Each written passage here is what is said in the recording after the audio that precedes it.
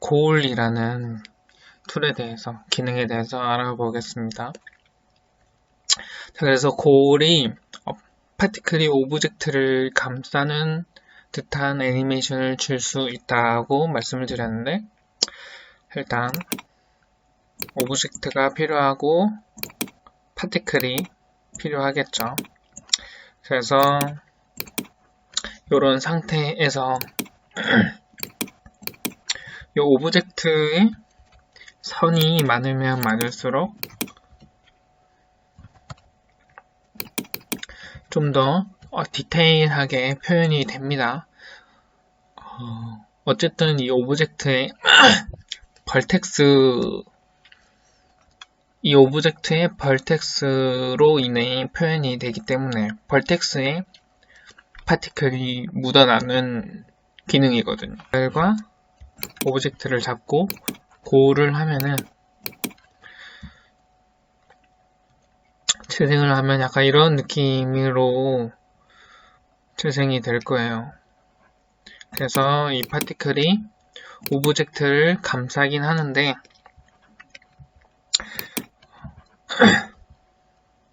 일단 수치값을 변경을 해줘야 될 것 같죠. 그래서 이 파티클을 잡고 파티클 쉐입에 오시면은 여기 고올이라는 탭이 생기게 됩니다. 그래서 이 두 개의 수치값을 수정을 해주시면 되는데 일단 밑에 있는 이 수치값은 이제 오브젝트를 감싸는 정도라고 보시면 되겠습니다. 그래서 수치값을 1로 주시면은 이런 식으로 아예 오브젝트에서부터 파티클이 생성이 되게 되죠. 그리고 이제 위에 이제 스무스는 스피드라고 보시면 될 것 같아요. 파티클이 이 오브젝트에 달라붙는 속도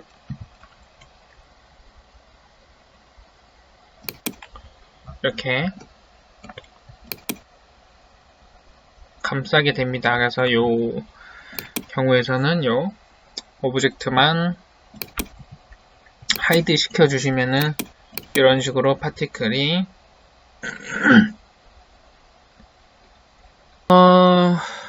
인스텐서라는 기능인데 이게 이제 파티클을 오브젝트로 바꿔주는 기능이라고 말씀을 드렸습니다. 이 오브젝트를 선택하고 파티클을 선택하고 인스텐서를 눌러주시게 되면은 이런 식으로 파티클이 오브젝트로 변하다기보다는 그냥 뭐 전체적으로 느낌으로 봤을 땐 그런데 여기 오브젝트의 중심을 잘 보면은 파티클이 하나씩 보입니다. 그래서 정확히는 이게 파티클의 오브젝트가 달라붙는 기능이라고 알고 계시면 되겠습니다. 그래서 재생을 하면은 이런 느낌인데 이것도 원본 객체의 영향을 받아요. 그래서 이 녀석을 회전을 시키고 스케일을 줄이면 이런 식으로 인스텐서 칸에 들어오면은 이런 식으로 오브젝트가 뜨거든요. 그래서 여기다가 이제 추가하고 싶은 오브젝트를 선택하시고 Add Selection 하면은 좀 더 많은 오브젝트를 여러 개를 추가를 또 해주실 수 있고요. 그리고 여기 보면은 이렇게 번호가 뜨죠. 0 그리고 다음 순위부터는 1, 2, 3 이런 식으로 나타나겠죠. 그래서 그냥 추가만 했을 때는 0순위의 오브젝트만 표현이 되기 때문에 추가했을 때는 요 0번의 오브젝트만 나오기 때문에 pp의 익스텐션 익스플레션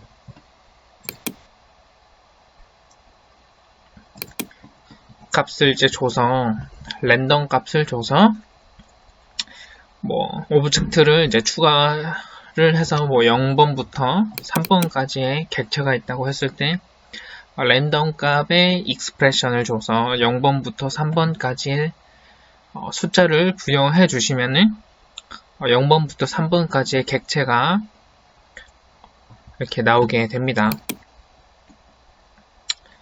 그래서 간략하게 뭐 말씀을 드리자면은 오브젝트를 더 추가하고 싶다고 했을 때 추가하고 싶은 오브젝트 선택 그리고 add selection을 해주시고 pp 옵션에서 이제 제너럴 여기서 이제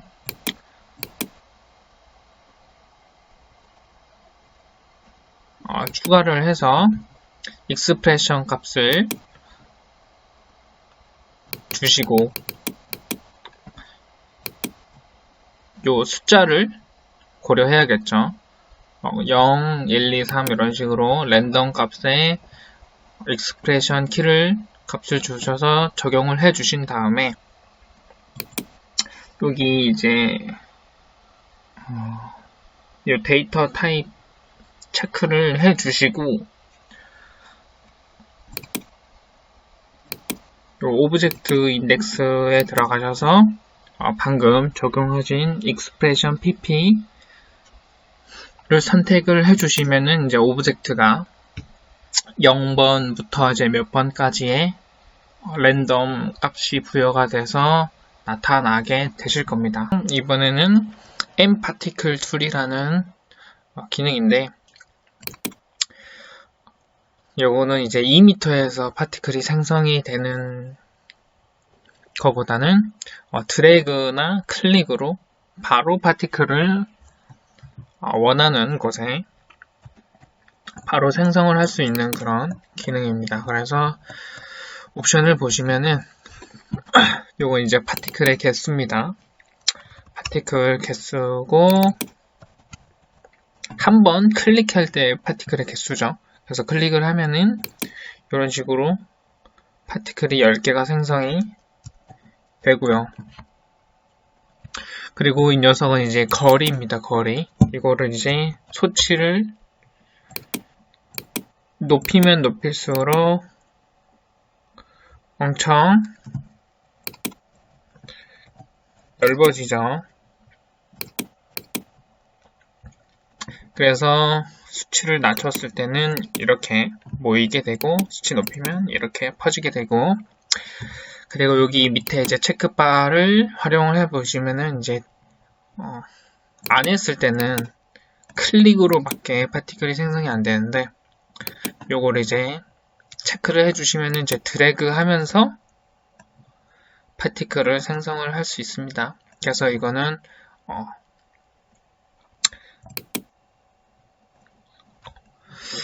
약간 드래그 하면서 생성이 될 때의 그 또 거리를 말하는 거예요. 그래서 이것도 수치가 낮으면 낮을수록 이런 식으로 빽빽하게 차게 되고 수치가 높으면 이런 식으로 듬성듬성하게 생성이 됩니다. 그래서 이걸 이제 다 생성하신 다음에는 엔터를 눌러서 마무리를 해주시면은 이런 식으로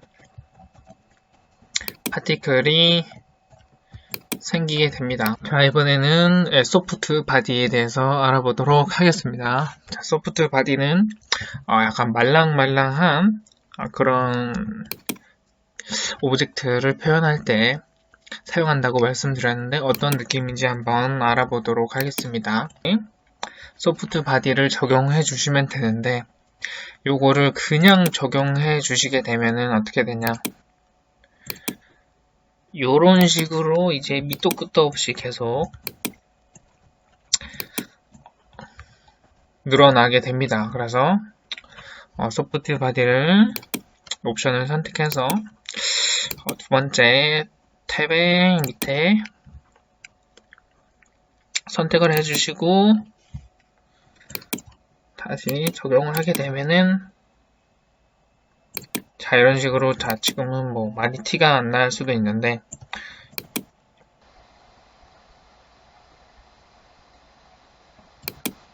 자, 이런 식으로 이거 좀 셌네요.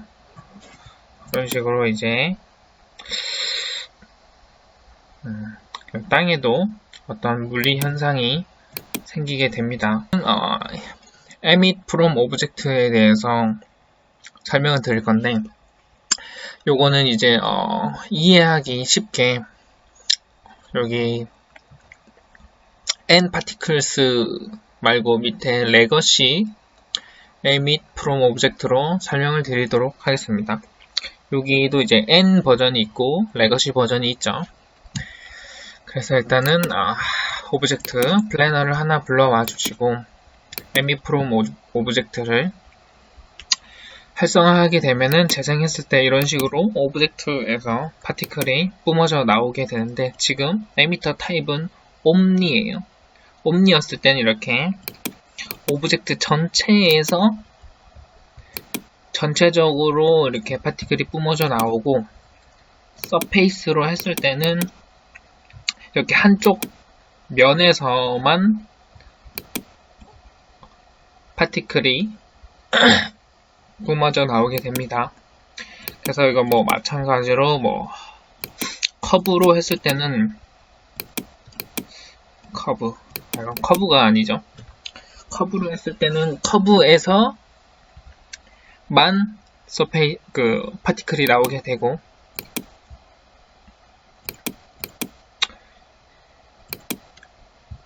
뭐 볼륨 뭐 이런 걸로 했을 때는 요 공간 요 안에서 만 파티클이 뿜어져 나오게 됩니다. 그래서 뭐 이런 식으로 디렉셔널 하면은 이제 한 방향으로만 이렇게 파티클이 뿜어져 나오죠. 그래서 이런 식으로 파티클 이미터 타입을 일단 먼저 어떤 용도로 사용할지 선택을 하셔서 했었고 그리고 파티클에서도 적용이 됐거든요. 그래서 이 파티클을 잡고 또 emit from object를 적용하시면은 이런 식으로 파티클에서 또 파티클이 나오게 됩니다. 여기 보시면은 per point 요 툴은 이제 제가 앞서 말씀드린 것처럼 emit from object의 파티클을 제어하는 기능이라고 말씀을 드렸는데 일단은 요 서페이스에 emit from object를 적용해서 이렇게 서페이스에서 파티클이 생성이 되게 되는데 이 시점에서 이제 파티클에서 emit from object를 누르면은 또 파티클에서 또 파티클이 뿜어져 나오죠. 이렇게 요 녀석에 이제 요 per point를 추가를 해주시면은 파티클에서 또 나오는 그 파티클을 제어할 수 있습니다. 그래서 여기 toRate pp라고 pp가 추가가 돼 있을 겁니다. 그래서 여기에 이제 create ramp를 추가하셔서 램프를 들어가시면은 여기 이제 컬러가 뜨잖아요. 그래서 여기 보시면 여기 밑에 value가 1이죠. 그래서 value 값이 즉 파티클의 개수라고 보시면 됩니다. 색상으로도 라이프, 수명을 조절할 수 있겠죠. 이 흰색에서는 이제 여기 첫 램프가 이제 파티클이 생성되는 시점이고 마지막 색상이 이제 파티클이 끝나는 시점이어서 그래서 이 말은즉슨 파티클이 뭐 이렇게 처음에 생성이 돼서 완전 블랙에 가까워질수록 파티클이 없어지게 됩니다. 요 엠파티클의 마지막 기능 중에 이벤트라는 툴이 있는데 이것도 앞서 말씀드린 거와 같이 파티클이 어떤 물리작용에 의해서 이렇게 튕겨지거나 부딪혔을 때 그 파티클을 쪼개주는 그런 툴인데요. 일단은 사용하기 전에 활성화의 조건이 있죠. 그래서 제가 설명드린 거와 같이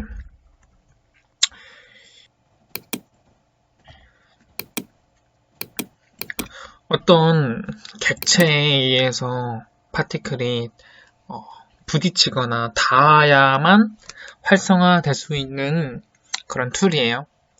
그래서 허공에서 파티클을 쪼갤 수는 없겠죠. 그래서 이 점 유의해 주시고 일단 이 조건이 완성된 상태에서 사용을 하실 수 있고요.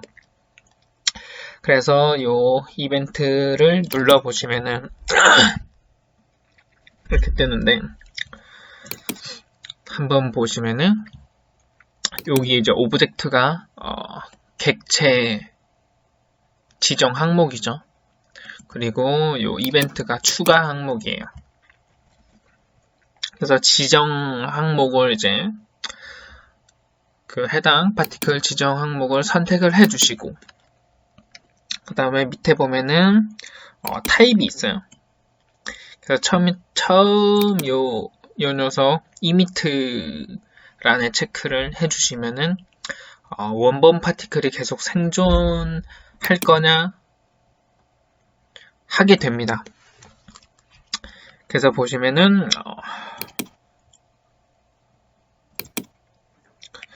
자, 그래서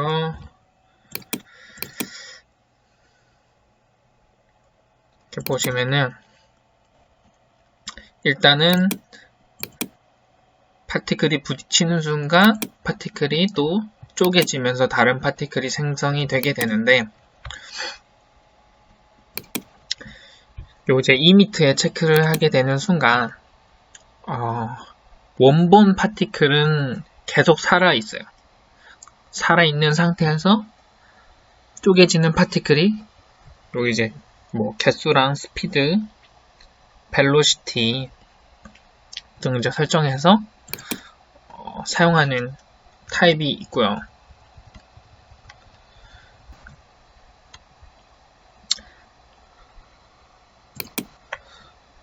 원본의 파티클은 이제 부딪히는 순간 없어지겠다 그런 말이에요. 그래서 이렇게 파티클이 쪼개지는 순간 원본의 파티클은 없어지고 쪼개지는 파티클만 생성이 됩니다. 요 랜덤 요 체크를 해주시면은 이제 그 쪼개지는 파티클에 대한 개수와 범위, 속력 등을 임의로 지정을 해주실 수 있습니다. 메이크 콜라이드에 대한 기능을 마지막으로 파티클의 강의를 끝을 내려고 하는데요.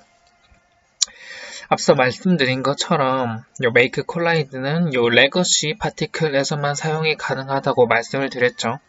근데 이게 왜 레거시 파티클스에서만 사용이 가능한지 간단한 설명을 드리도록 하겠습니다.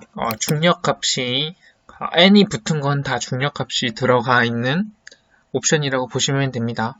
그래서 중력이 작용해서 파티클이 밑으로 쏟아지는 형태고요. 요 레거시 크리에이트 이미터는 이제 중력값이 없다 보니까 그냥 계속 퍼지면서 방출이 되고 있는 상태죠. 자, 이런 식으로 파티클이 이제 밑에 벽을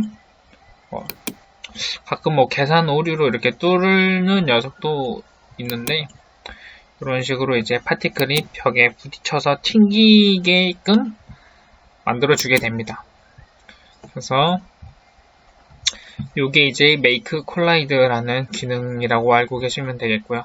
그리고 M 파티클의 경우에는 Make Collide 말고 다른 기능이 있기 때문에 좀 더 활용도 있는 다른 기능이 있어서 Make Collide 기능은